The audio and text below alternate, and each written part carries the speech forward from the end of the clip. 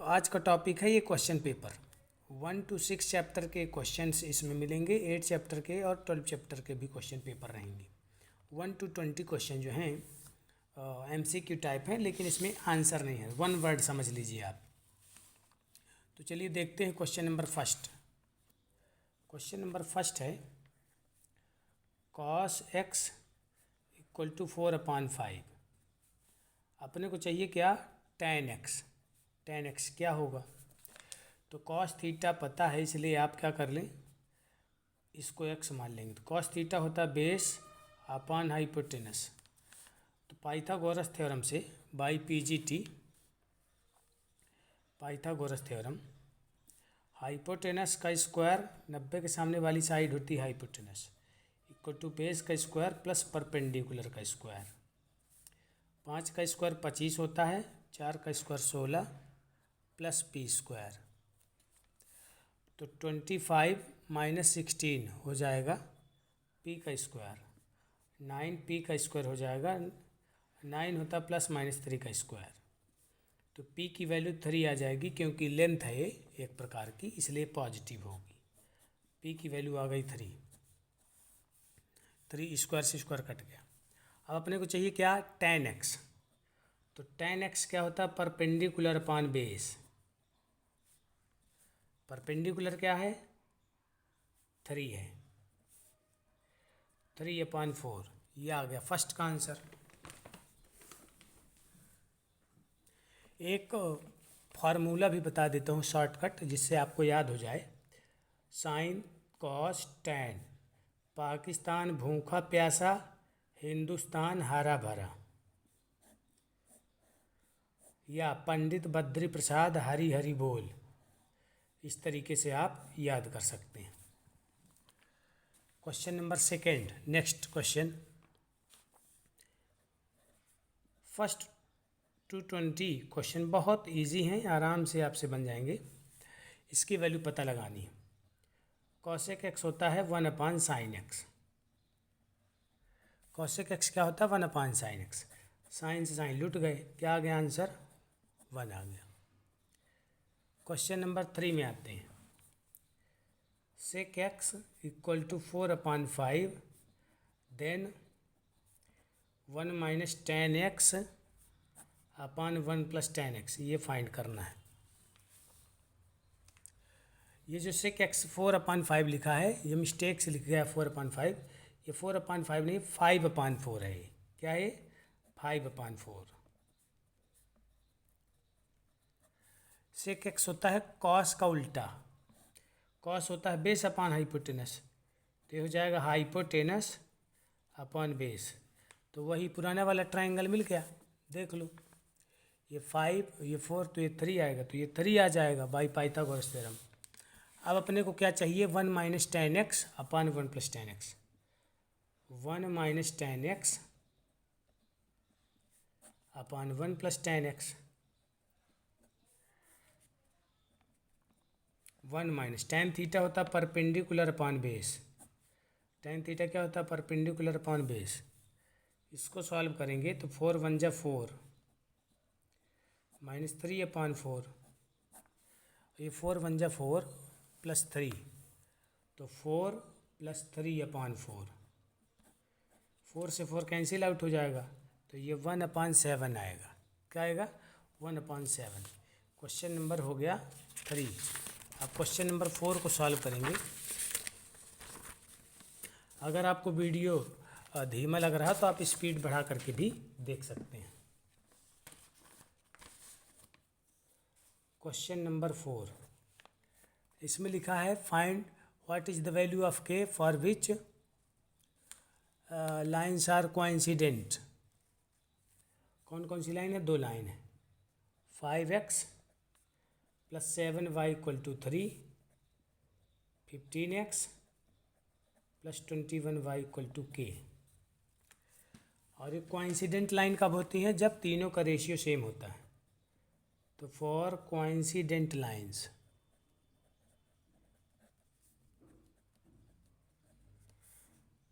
Five upon 15 = 7/21 = 3/k। One जा three जा, one जा थ्री जा, 1 3 3 अपॉन के। इन दोनों को सॉल्व कर लेते हैं। तो 1/3 इक्वल टू 3/k। इसकी गोटी इसके साथ, इसकी गोटी इसके साथ फिट कर दो। तो 1 इंटू के इक्वल टू 3 इंटू 3। तो k इक्वल टू क्या जाएगा 9। ये हो गया क्वेश्चन नंबर 4। क्वेश्चन नंबर 5 में आते हैं। एलसीएम दिया हुआ 2 नंबर का, जिसमें से एक नंबर x है, दूसरा 18 है, वो 36 है। HCF जो है x और 18 का 2 है, तो x की वैल्यू फाइंड करनी है। HCF जब 2 है तो ये वाला नंबर 2 से बड़ा हो ही नहीं सकता। क्या क्या हो सकता है इसमें सोच लो थोड़ा। HCF आ रहा है 2, तो सबसे पहले 18 को ब्रेक कर लो ना, 3 इंटू 3 इंटू 2। अब x की जगह मान लो अगर क्या हो जाए 4 हो जाता, तो 2 इंटू 2, तो भी HCF क्या आता, HCF क्या आता 2। लेकिन अगर LCM निकालते तो 2 की पावर 2 है इसमें 2 की पावर 1 है, तो ज़्यादा वाली पावर लिखा जाता है LCM में, तो ऑफ कोर्स 36 आ जाता। तो x की वैल्यू क्या हो गई 4 हो गई। क्वेश्चन नंबर 6 में आते हैं। क्वेश्चन नंबर 6 बहुत इंपॉर्टेंट क्वेश्चन है। लिखा हुआ है, if 1 root of the quadratic equation A is 0, माने 2 रूट होते हैं क्वाड्रेटिक इक्वेशन के, अल्फ़ा और बीटा, जिसमें से अल्फ़ा दिया हुआ है, दूसरा रूट फाइंड करना है।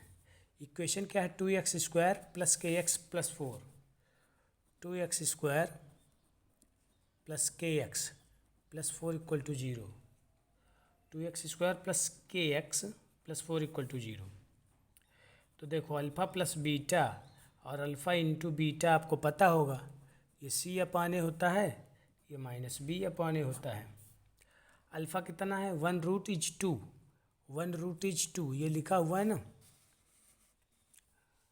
1 root of the quadratic equation is 2, तो अल्फ़ा की जगह 2 रख लो इंटू बीटा, और c की वैल्यू क्या है 4 है, a की वैल्यू क्या है 2 है, कैंसिल आउट हो गया, तो ये कितना है 2 आ गया, तो 2 बीटा इक्वल टू 2 आ गया, तो बीटा इक्वल टू क्या आ गया 1। तो आंसर क्या हो जाएगा अनदर रूट इज 1, इसकी ज़रूरत ही नहीं पड़ी। क्वेश्चन नंबर 7 में आते हैं।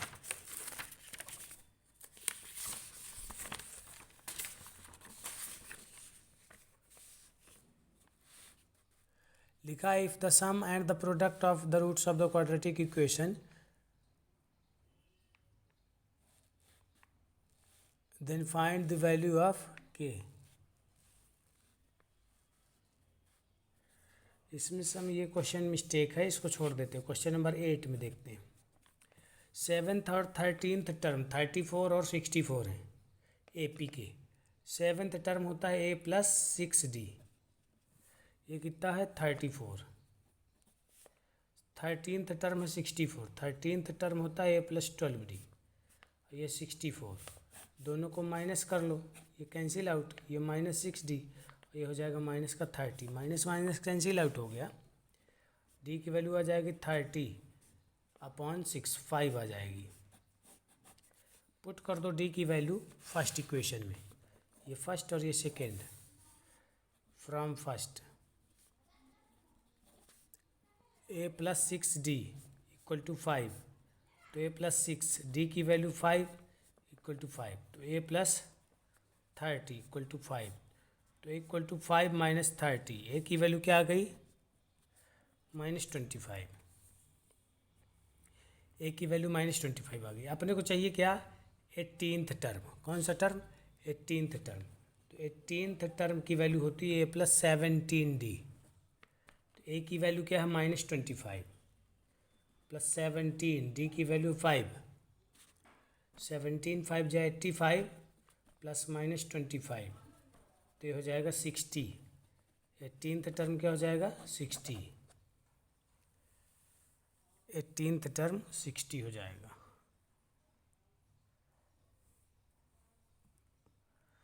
आगे बढ़ते हैं। एक्चुअली यहाँ पे गड़बड़ हो गया, ये a + 60 कितना था, 34 था, तो इसको सुधार लेते हैं। 34 माइनस 30, तो a की वैल्यू 4 आएगी।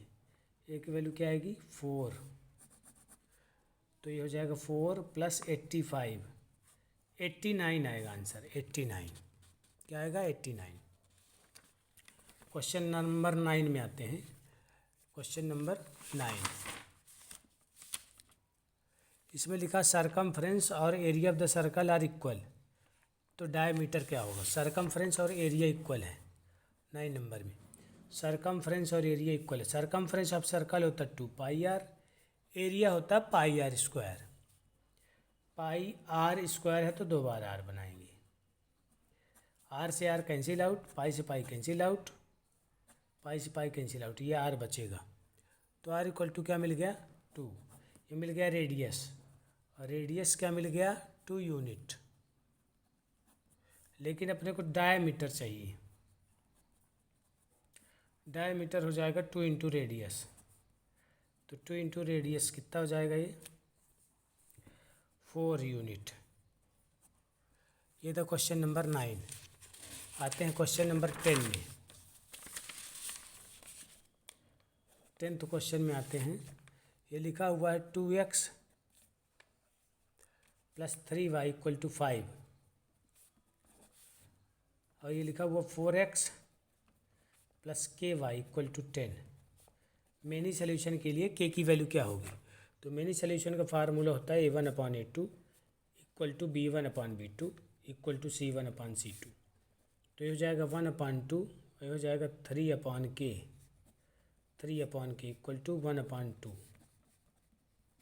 इन दोनों को अपन सॉल्व कर लेंगे, तो 1/2 = 3/k, k × 1 = 3 × 2, तो k बन जा k = 6। आंसर क्या आ गया, 6। Question number 11।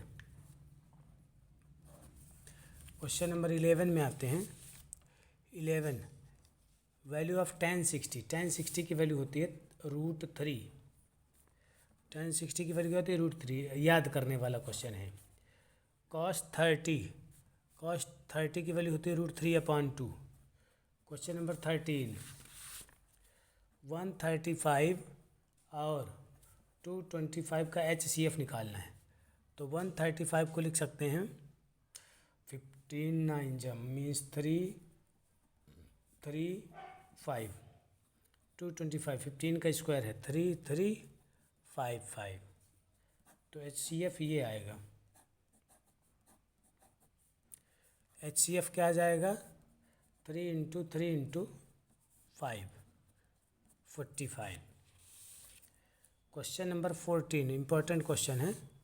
लिखा हुआ 6 की power n always end with the digit. किस डिजिट से इंड हो गए, 6 की पावर n नेचुरल नंबर है, तो तुम n की जगह पर रख के देख लो। 1 रखोगे तो 6 आएगा, 2 रखोगे तो 36 आएगा, 3 रखोगे तो कितना आएगा, 6 की पावर 3 रखने पर 216 आएगा। तो लास्ट में का क्या आ रहा है, 6, तो आंसर इसका हो जाएगा 6।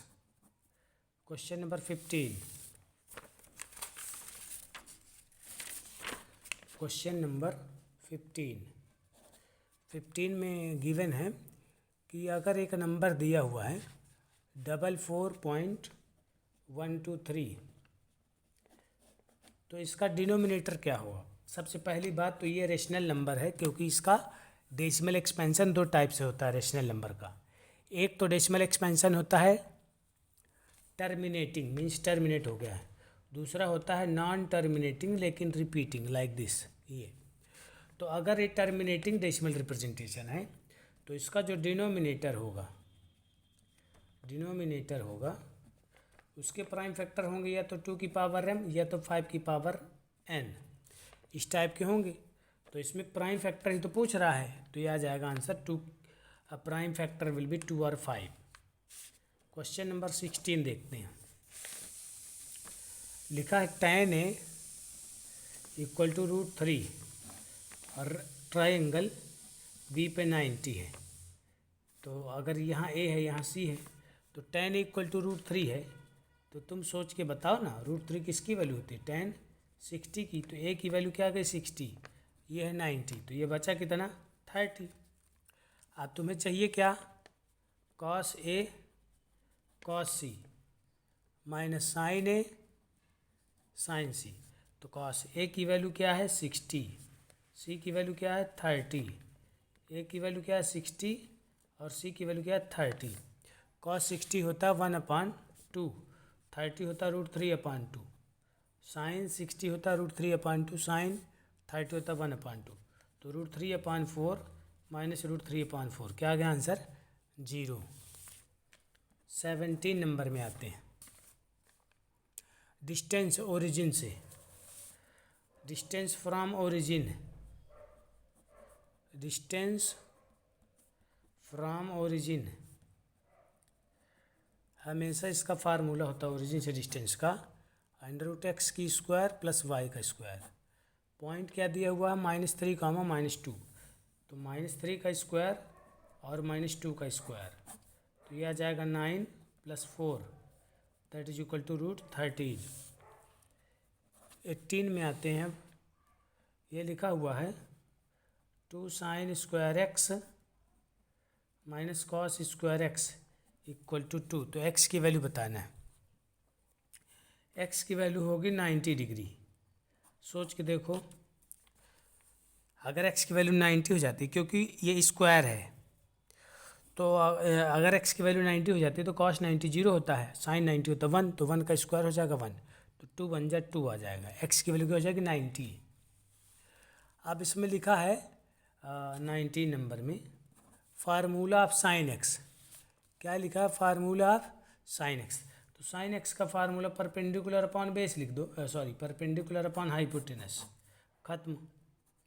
20 number, x + y = 12, x - y = 8। तो ये आ जाएगा 2y = 4, तो y = आ जाएगा 2, y = 2। y की वैल्यू जैसे इसमें 2 रखोगे तो x की वैल्यू आ जाएगा 10। तो आंसर क्या आ जाएगा? 10, 2। फिलहाल आज की इस वीडियो में इतना ही। आगे इसका सलूशन देखने के लिए अगले पार्ट में बना देंगे। Thank you so much.